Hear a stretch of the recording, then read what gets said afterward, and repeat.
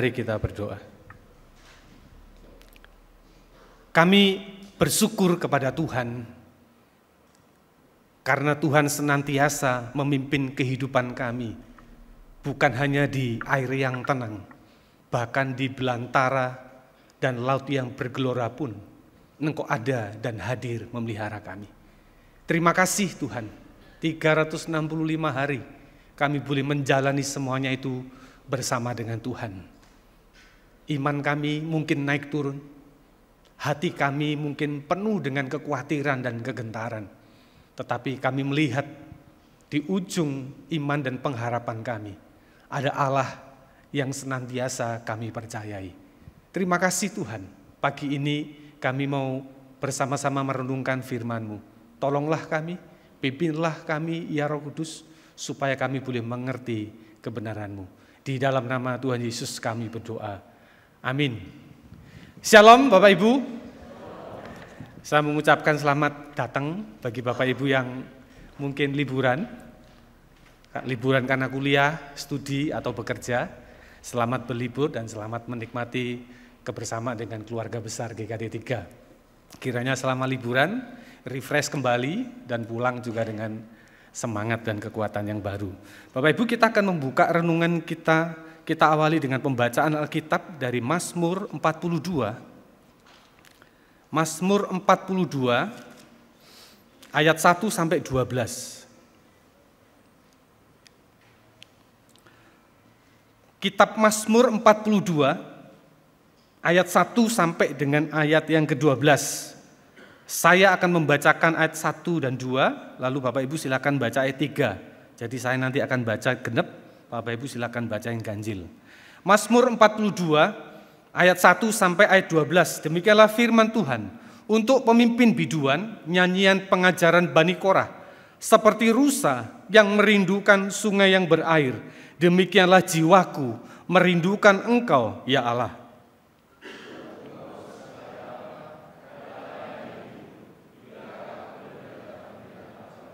Air mataku menjadi makananku siang dan malam, karena sepanjang hari orang berkata kepadaku, di mana Allahmu?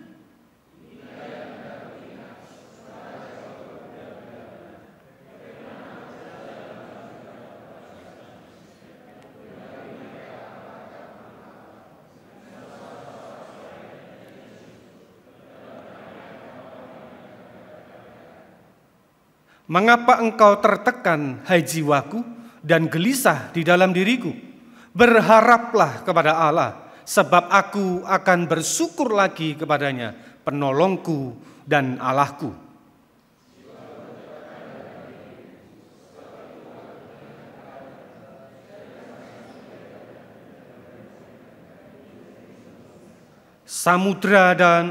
Samudra dalam saling memanggil dan deru air terjunmu, segala gelora dan gelombangmu bergulung melanda aku.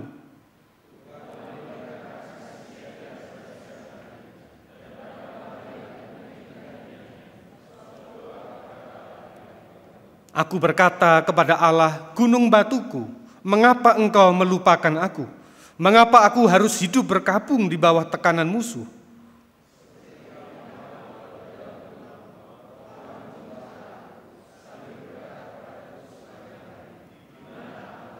Mengapa engkau tertekan, hai jiwaku, dan mengapa engkau gelisah di dalam diriku? Berharaplah kepada Allah, sebab aku akan bersyukur lagi kepadanya. Amin. Bapak Ibu, masih ada yang kurang. Sebab aku akan bersyukur lagi kepadanya, penolongku dan Allahku. Bapak Ibu yang terkasih di dalam Tuhan, apakah yang hilang dan bertambah di tahun 2023 dalam hidup kita? Apakah banyak yang bertambah? Atau sedikit yang hilang? Atau sedikit yang bertambah? Banyak yang hilang? Apakah itu pekerjaan kita? Banyak majunya, hilangnya sedikit. Atau di tahun 2023, orang-orang terkasih kita di sekitar kita meninggalkan kita. Dan 2024, kita tidak bersama mereka lagi. Lalu kita lewati itu sendirian. Dan kita merasa itu kehilangan. Jadi tahun bukan semakin mudah, tetapi semakin sulit. Atau ekonomi kita semakin bertambah terus dan tidak ada kurangnya. Maka dengan mudah ketika itu bertambah, menjadi lebih baik, menjadi lebih maju, maka di akhir tahun ini kita akan dengan sangat mudah berkata, Tuhan itu baik. Puji Tuhan. Saya yakin kita mengamini ini. Ketika semua lancar, ketika semua baik, kita tidak ada pergumulan yang cukup berat untuk berkata Tuhan itu baik. Tetapi bagaimana itu jika sebaliknya? Kalau semuanya bertambah, semuanya maju, semuanya menjadi lebih baik, kita merasakan Tuhan hadir, Tuhan memelihara, Tuhan peduli sama kita. Tetapi bagaimana dengan sebaliknya? Ketika orang yang kita cinta itu Tuhan panggil begitu, dan itu kehilangan yang betul-betul menyakitkan. Dan seolah-olah Tuhan, kenapa tidak engkau perpanjang umur orang yang aku kasih? Kenapa engkau panggil? Atau pekerjaan kita semakin turun. Ekonomi kita naik turun. Dan akhirnya di akhir tahun turun. Mungkin bahkan iman kita turun terus dan tidak pernah naik. Dan kita pasti akan sangat sulit untuk berkata, Tuhan itu baik. Tuhan itu ada. Tuhan itu peduli. Bagaimana menemukan Tuhan di waktu-waktu ketika hidup itu ada di atas. Dan bagaimana menemukan Tuhan ketika juga di dalam kehidupan yang nyata setiap hari. Bapak Ibu, ini ada seorang pemusik yang namanya Joshua Bell. Saya tidak kenal. Mungkin Bapak Ibu yang suka musik-musik klasik, Bapak Ibu tahu Joshua Bell ini. Dia adalah pemain biola atau violin untuk musik-musik klasik. Konsernya pasti dihadiri oleh orang yang cukup punya interest terhadap musik itu. Dan musik yang dimainkan adalah musik yang rumit.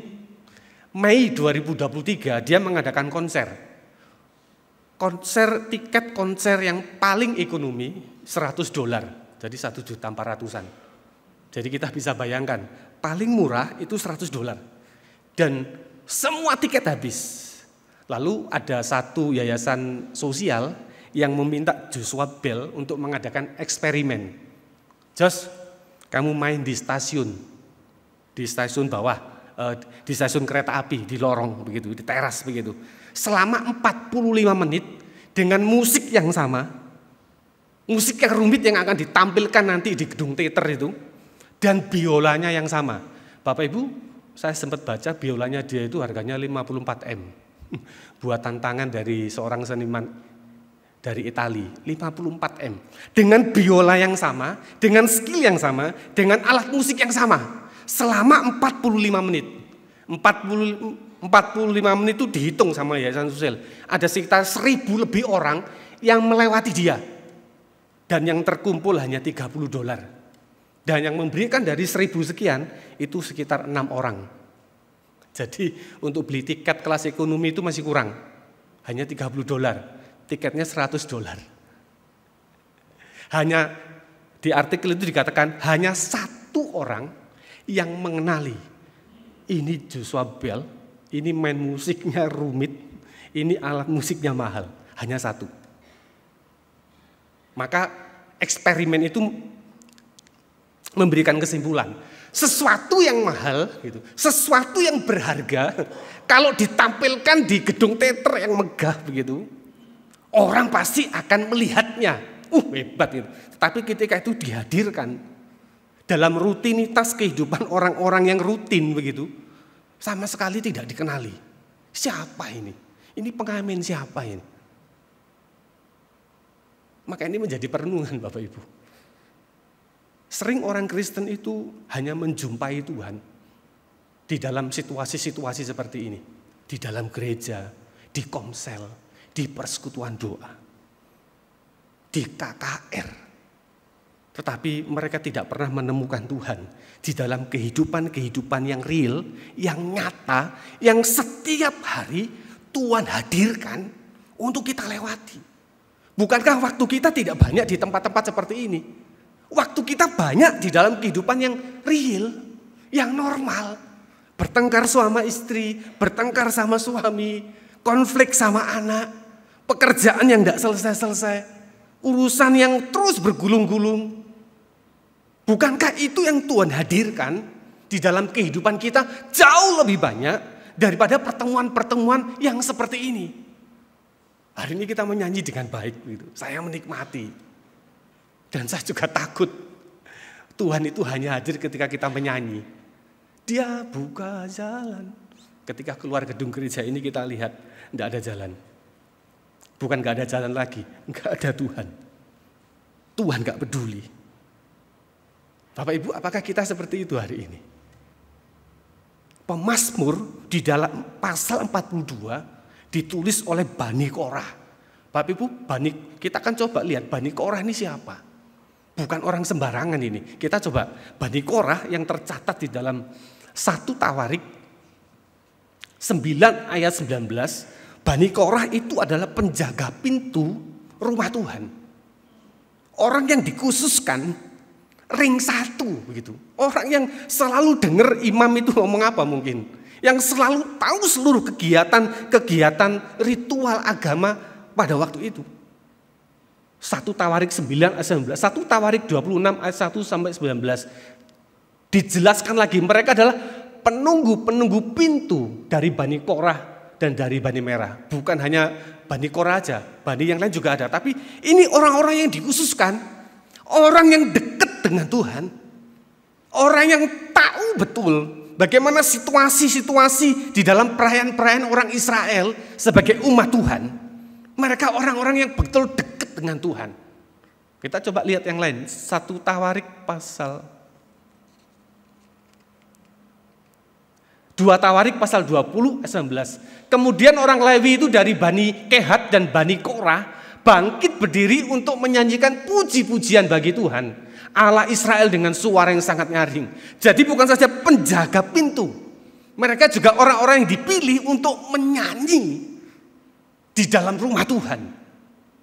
Enggak semuanya kita bisa menyanyi, tetapi ketika dipilih menjadi seorang penyanyi pujian di dalam rumah Tuhan, itu orang-orang yang khusus.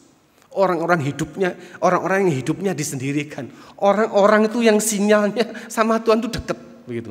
Yang sinyalnya dekat. Kemudian orang Lewi dan Bani Kehat dan Bani Korah bangkit berdiri untuk menyanyikan puji-pujian bagi Tuhan Allah Israel dengan suara yang sangat nyaring. Wah, itu menegaskan betul latar belakang penulisan Mazmur 42. Ditulis oleh orang yang mengerti betul Tuhan itu siapa? Tuhan itu seperti apa? Bukan orang yang sembarangan begitu. Yang terakhir 2 Tawarik. Bani Korah juga dipercaya untuk membuat roti yang menjadi persembahan di rumah Tuhan. Orang-orang khusus begitu. Tetapi menjadi unik ketika Mazmur 42 ini ditulis. Yaitu ketika orang-orang Israel termasuk Bani Korah diangkut di Babel. Dibuang di Babel, dihukum oleh Tuhan karena keberdosaan mereka. Lalu mereka sangat rindu akan situasi-situasi yang khusus seperti itu. Jadi bernostalgia di ayat 3, di ayat 4, di ayat 5. Bernostalgia mereka. Puji-pujian yang wah, puji-pujian yang hebat. Di sana Tuhan hadir. Tetapi ketika di tanah Babel, penuh dengan penderitaan dan penindasan, Tuhan tidak ada. Tuhan tidak hadir. Saya waktu baca berkali-kali aja kaget. Bukankah mereka tahu Tuhan itu maha hadir? Bukankah mereka tahu Tuhan itu maha kuasa? Dia bukan hanya ada di dalam terang, dia juga ada di dalam kegelapan. Dia bukan hanya ada di dalam situasi yang baik, bahkan dalam situasi yang buruk pun Tuhan ada. Tetapi kenapa pemazmur berkata, tidak ada Tuhan di sini? Itu mungkin belum cukup. Orang-orang di Babel pun berkata yang sama. Di mana Allahmu? Bapak Ibu, itu seperti hantaman. Seseorang yang hidupnya mempercayai Tuhan, lalu di satu titik tidak bisa melihat Tuhan, tidak mampu merasakan Tuhan di tengah-tengah kehidupan yang real. Pemazmur mengalami benturan yang cukup keras di tempat ini, di dalam pergumulannya ini. Maka diajarkan dia bahwa Tuhan itu bukan ada di kemah suci, bukan hanya ada di rumah Tuhan. Tuhan itu hadir dan ada dan dirasakan di dalam setiap kehidupan kita yang nyata, yang normal. Bukankah Tuhan juga hadir di dalam konflik kita, di dalam keluarga? Bukankah Tuhan juga hadir di dalam pergumulan-pergumulan di dalam pekerjaan kita? Bukankah Tuhan juga hadir di dalam kita susah senangnya mendidik anak? Bukankah Tuhan juga hadir di dalam setiap pelayanan yang kita kerjakan? Baik di gereja maupun bukan di gereja. Bapak Ibu yang terkasih di dalam Tuhan. Kenapa pemazmur berkata, di mana Allahku? Atau orang lain berkata, di mana Allahmu? Pertanyaan yang sulit dijawab. Kalau Allahmu itu ada, kenapa kamu dibuang? Kalau Allahmu ada, kalau Allahmu itu hidup, kenapa hidupmu susah? Kenapa hidupmu sulit?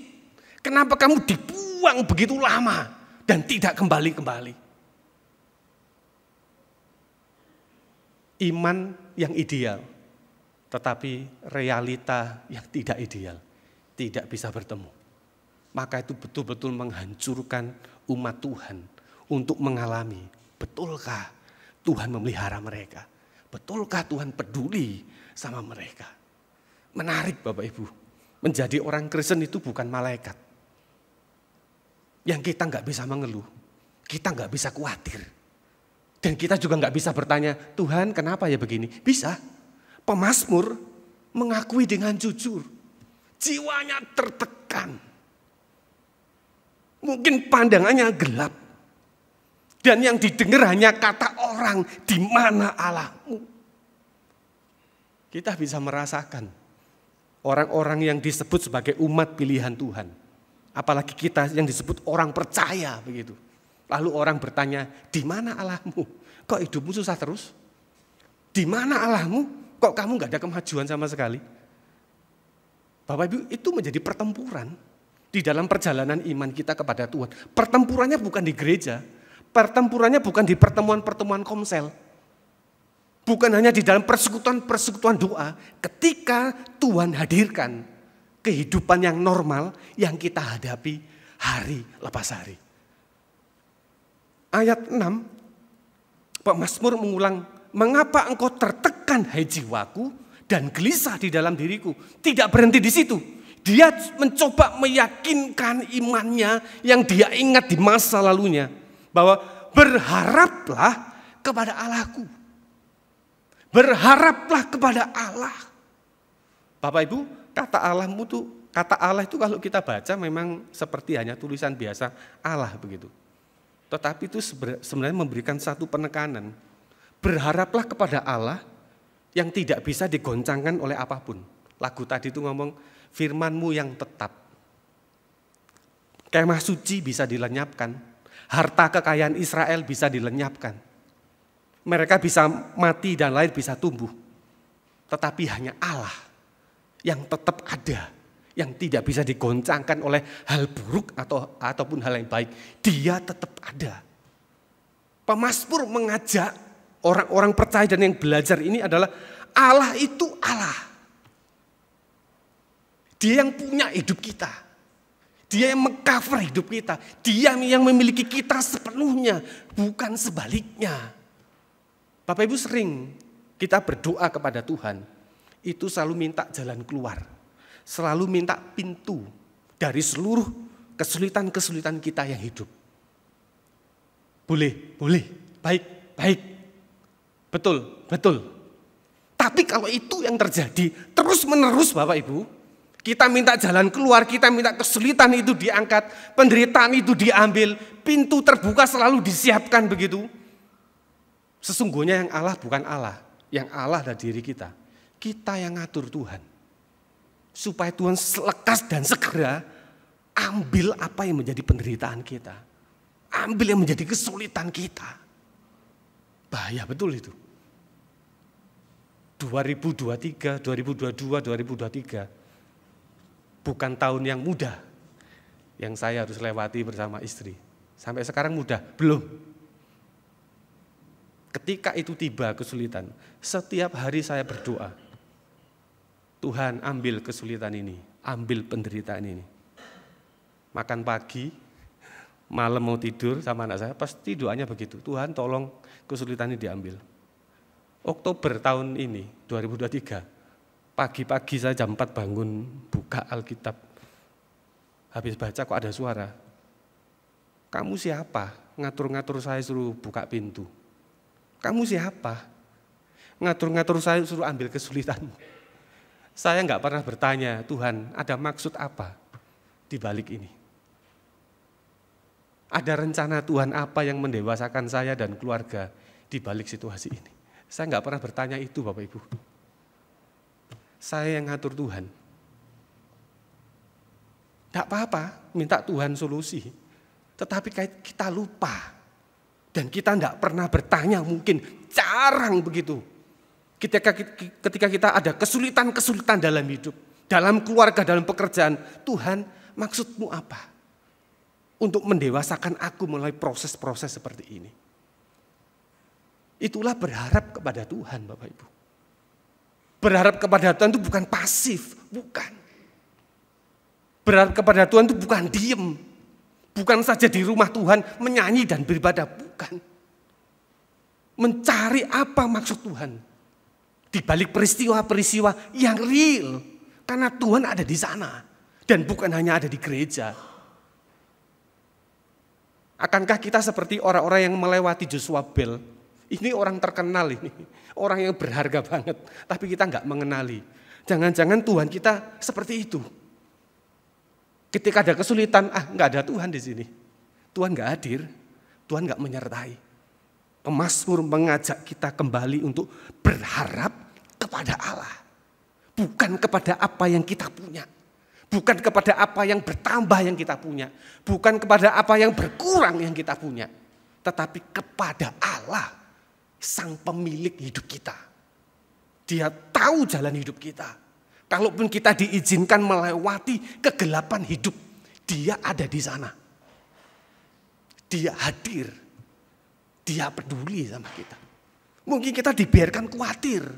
Mungkin bukan hanya setengah tahun, tahunan. Kita mungkin dibiarkan malu, setahun, 2 tahun, iya. Tapi dia sedang membuat kaki kita menjadi lebih kuat.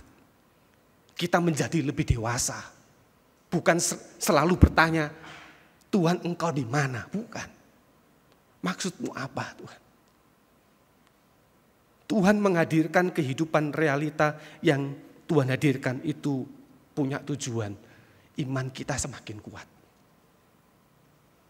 Kita semakin mengerjakan dan mentaati apa kehendak Tuhan dalam situasi seperti ini. Sebenarnya saya juga malu cerita soal tadi Bapak Ibu. Hamba Tuhan doanya kok begitu. Minta tolong terus sama Tuhan. Malu, saya enggak tahu pagi itu suara dari mana. Kamu pikir kamu siapa? Hidup kita milik Tuhan Bapak Ibu. Keluarga kita milik Tuhan. Pekerjaan kita milik Tuhan. Sekolah kita milik Tuhan teman-teman pemuda. Studi kita milik Tuhan. Maka kalau kita studi, apa kehendak Tuhan untuk studi saya? Kalau saya sekolah nih masih SD, masih SMP, apa kehendak Tuhan saya menjadi seorang siswa? Itu namanya berharap kepada Tuhan. Tuhan hadir di masa depan kita. Tuhan hadir di studi kita, di kuliah kita, di pekerjaan kita. Tuhan ada. Bukan Tuhan gak ada, Tuhan hadir. Bagaimana kita senantiasa harus berharap kepada Tuhan. Lalu pemazmur meneruskan lagi. Sebab aku akan bersyukur lagi kepadanya, penolongku dan Allahku. Diulang lagi. Bersyukur kepada siapa? Penolongku dan Allahku. Bersyukur Bapak Ibu. Bersyukur lagi. Lagi itu berartinya kemarin sudah pernah bersyukur. Bersyukur lagi. Bersyukur itu bukan hanya melihat Tuhan ada dalam situasi yang baik saja. Tapi menerima bahwa Tuhan itu juga ada dan bisa menghadirkan hidup kita dalam situasi yang sulit. Bersyukur bukan untuk apa, bukan hanya bersyukur untuk apa yang kita punya, yang kita raih, atau apa yang mungkin hilang. Bersyukur apa? Karena Tuhan penolongku dan Tuhan Allahku. Jadi ini seperti satu kunci, apapun situasinya, kuncinya cuma satu, berharap dan bersyukur kepada Allah. Melihat Allah itu hadir dalam apapun yang Tuhan hadirkan di dalam kehidupan kita. Bapak Ibu, lalu bagian yang kedua sama, saya pikir saya kemarin mau berhenti di ayat ke-6 begitu. Ayat ke-7 menulis hal yang sama. Saya pikir sudah selesai begitu. Mengapa engkau tertekan hai jiwaku? Ditulis lagi ayat ke-7. Jiwaku tertekan di dalam diriku. Sebab itu aku mengingat engkau. Kalau Bapak Ibu baca terus itu, penderitaannya itu digambarkan dengan sangat dalam. Tulang yang tertusuk begitu. Seperti samudra yang menggelora begitu. Mengapa engkau melupakan aku dan terus gitu. Jadi bukan saja pemazmur mengalami situasi yang semakin hari semakin surut, semakin tinggi, semakin sulit. Bahkan pemazmur berkata, mengapa engkau melupakan aku? Maka dia tertekan jiwaku, dia khawatir, dia gelisah. Bapak Ibu memahami ini, pemazmur tidak punya tempat lain untuk berlari. Dia kembali lagi kepada satu keyakinannya di ayat 12b. Berharaplah kepada Allah. Berharaplah kepada Allah. Sebab aku akan bersyukur lagi kepadanya, penolongku dan Allahku. Bapak Ibu, apakah ada yang kurang dalam hidup kita hari ini? Sehingga kita bisa dalam satu titik yang seperti ini. Tuhan melupakan aku. Tuhan meninggalkan aku. Adakah? Mungkin kita hari ini ada di dalam kekhawatiran dan kegelisahan. Dan kita juga bingung, apa yang harus dilakukan? Yakinlah, Tuhan selalu hadir dalam setiap peristiwa hidup yang Tuhan hadirkan di tengah-tengah keluarga kita. Tuhan bukan hanya hadir di gereja. Tuhan bukan hanya hadir di dalam puji-pujian dan di dalam doa. Tuhan juga hadir dalam situasi yang sulit yang Tuhan izinkan untuk kita hadapi. Beberapa hari lalu saya cuti. Karena saya tahu nih tahun baru sama akhir tahun saya nggak ada di, saya pasti di Malang, nggak ada di Pare. Kesempatan ngobrol sama istri. Ini mau selesai loh akhir tahun ini, 4-5 hari lagi. Ada target apa ke depan? Saya bilang gitu. Dia bingung, apa ya? Mau ngurusi hidup aja sulit kok, mau target ke depan. Lalu saya bilang, rasanya kita harus mikir. Kita harus memikirkan keluarga kita ini bertumbuh. Bukan hanya saya tok, bukan kamu tok, tapi juga Mark dan mungkin keluarga lain. Bapak Ibu, pembicaraan itu membuat kita hening. Saya berdoa, jangan tanya lagi. Oh gitu ya. Coba saya bilang, iya. Saya baru kali ini punya pikiran tuh, apa maksud Tuhan? Supaya membuat keluarga kita ini bertumbuh. Kita kadang punya urusan masing-masing, Bapak Ibu. Iya, punya urusan masing-masing. Dan kita tidak pernah memikirkan bersama-sama dengan istri, anak, dan keluarga kita. Apa kehendak Tuhan untuk keluarga kita di tahun depan? Tentang studi anak, tentang istri kita, tentang pekerjaan suami kita, tentang studi anak, tentang pekerjaan anak. Saya pulang itu, aduh Tuhan kok baru kali ini saya diberikan keberanian seperti itu. Bapak Ibu, berharap kepada Tuhan itu bukan semata-mata bisa muncul hanya lewat pujian dan doa. Lewat pembacaan Alkitab, oke. Tapi kita selalu tahu dan yakin Tuhan itu hadir dalam setiap kehidupan yang kita jalani setiap hari. Dari bangun pagi sampai kita tidur. Tuhan itu hadir. Tuhan tidak pernah tidak hadir. Apakah kita bisa merasakan itu? Apakah kita bisa merasakan getaran-getaran itu ketika kita bekerja, Tuhan hadir di sini? Ketika kita sedang studi, Tuhan ada di sini. Ketika kita ada dalam situasi yang buruk, Tuhan ada. Dan aku hanya berharap kepada Tuhan, kepada Allahku. Dan sekali lagi, aku bersyukur kepada Tuhan, penolongku dan Allahku. Ketika pemazmur berkata penolongku, Bapak Ibu, itu bukan sekedar ketika orang Israel lapar dikasih makan. Bukan sekedar mereka butuh air, dikasih air. Bukan. Karena orang Israel mengingat Allah sebagai penolong, sebagai penyelamat mereka.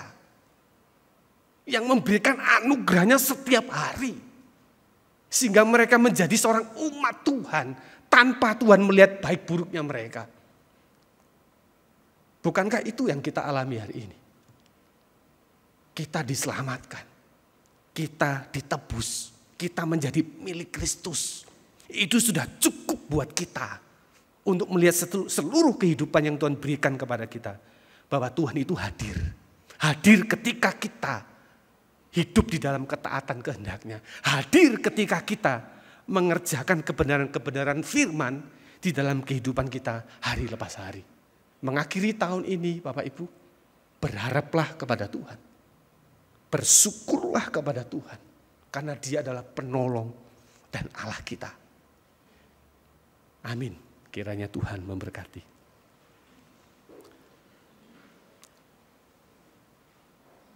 Mari kita berdoa. Kami bersyukur kepada Tuhan. Ajar kami untuk selalu melihat bahwa dalam setiap kehidupan yang Tuhan berikan kepada kami, itu Tuhan ada, Tuhan hadir, dan Tuhan peduli. Kalau kehidupan itu kehidupan yang menyulitkan kami, itu adalah kehidupan di mana membuat kami untuk dewasa di dalam Tuhan. Kalau kehidupan yang Tuhan berikan kepada kami, kehidupan yang menyenangkan dan lancar, itu juga adalah kehidupan yang membuat kami jauh untuk menjadi lebih dewasa. Bahwa Engkau ada, Engkau hadir, Engkau memelihara dalam situasi apapun dalam perjalanan hidup kami. Terima kasih Tuhan, berkati jemaat-Mu yang hadir pada pagi ini. Berkati anak-anak mereka, berkati cucu-cucu mereka, berkati pekerjaan mereka. Kiranya mereka boleh merasakan Tuhan hadir, Tuhan memelihara di tengah-tengah kehidupan mereka. Di dalam nama Tuhan Yesus kami berdoa. Amin. Shalom Bapak Ibu.